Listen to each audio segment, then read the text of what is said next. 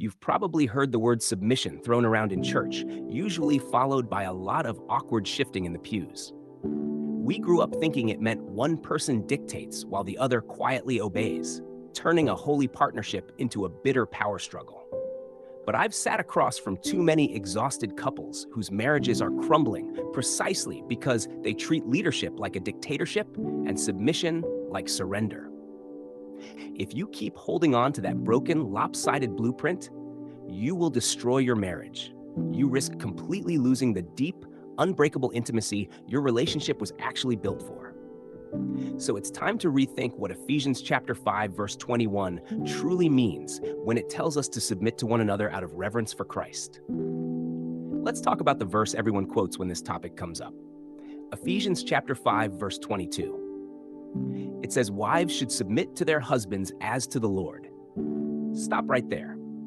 For generations, we built an entire theology of marriage on just half a thought. We treated that single sentence like a military rank structure. The husband is the general and the wife is the private. But when you look at the original language, the verb for submit isn't even in verse 22. It actually carries over from the previous breath in verse 21, which says submitting to one another out of reverence for Christ. That completely rewrites the script.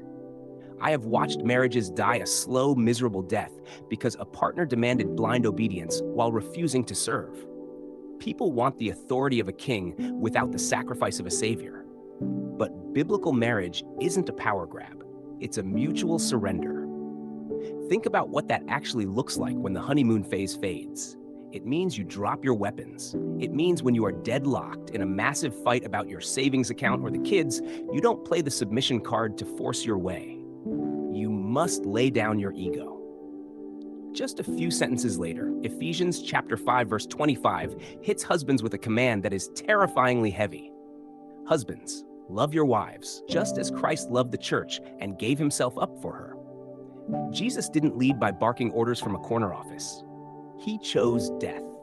He led by washing dirty feet and bleeding out on a cross. So if your leadership doesn't look like radical, self-emptying sacrifice, you aren't leading biblically. You're just a dictator hiding behind a Bible.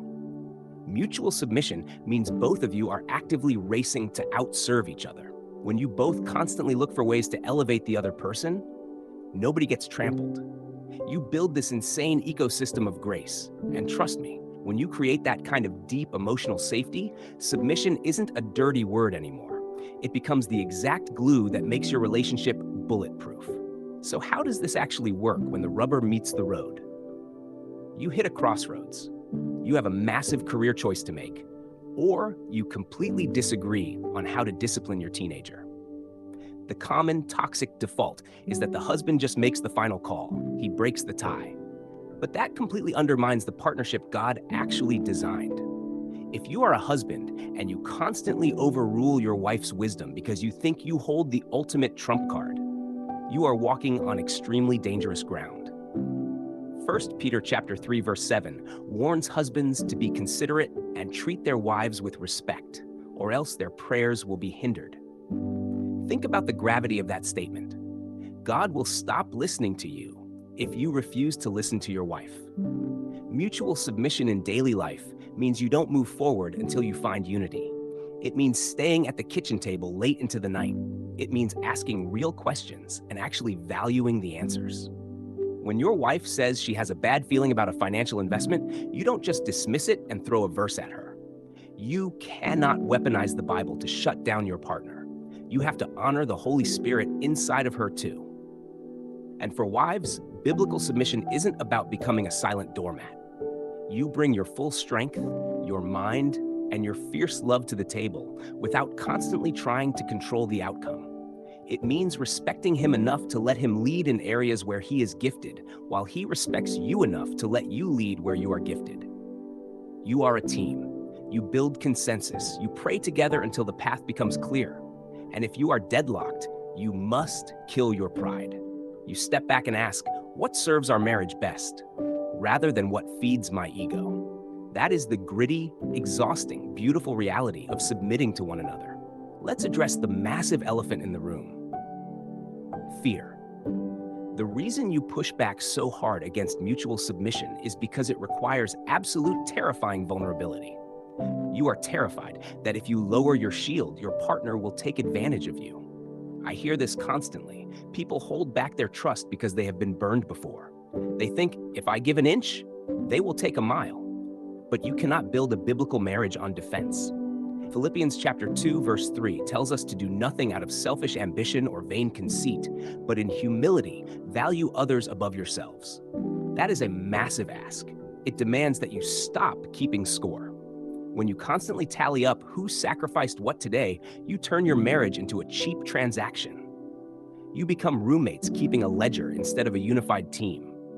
Culture tells you to protect yourself at all costs. Culture says you must secure your own happiness, guard your independence, and always keep one foot near the exit just in case things go south. But that is exactly how marriages bleed out. You cannot hold on to your fierce independence while trying to build biblical interdependence. They simply cannot coexist. Fear thrives when you view your spouse as a competitor. But 1 John chapter 4, verse 18 reminds us that perfect love drives out fear. If you want that kind of perfect, fearless love, you have to take the first step. You have to be the one brave enough to say, I will serve you even when it is hard. What if they don't reciprocate immediately? That is the risk of love. But true mutual submission creates a radical culture over time. When your spouse sees you consistently laying down your life for them, not as a victim, but as a fiercely devoted partner, it melts their defenses. It breaks the endless cycle of retaliation. You stop fighting for your rights and start fighting for your marriage. It takes absolute guts to look at the person who just deeply offended you and choose grace instead of returning fire. But that is exactly how you rescue a dying relationship. You make the conscious choice to trust the blueprint Jesus gave us. Do not let fear win. Mutual submission isn't about losing your voice or burying your strength. It's about bringing absolutely everything you have and laying it down for the person you promised to love. When you both commit to outserving each other, you stop tearing your marriage apart and start building a partnership that reflects the true heart of Jesus. Do not settle for a power struggle. It changes your entire life when you finally surrender the need to be right and choose to be unified instead.